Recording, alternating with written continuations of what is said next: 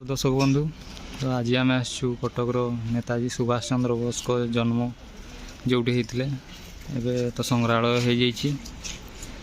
चलतु देखा भितर कौन कौन अच्छी नेताजी आपण को पशिला मात्र टिकेट काटा पड़ो। आपड़ जब इंडियान होते 10 टंका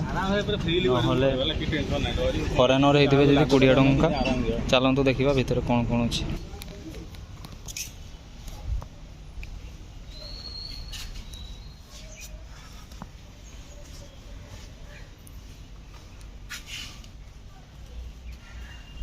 भितर किसी आपन को यही देखा मिल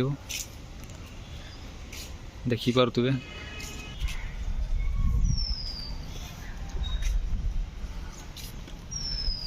आपन देखिपे बापा ना है जानकी वल्लभ बोस। यहाँ बंगला थिला काम चली जोरसोर। देखा भितर कौन अच्छी।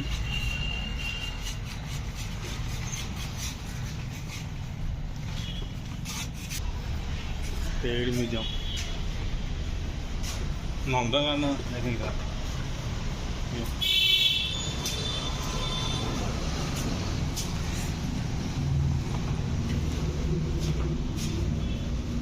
देखिपे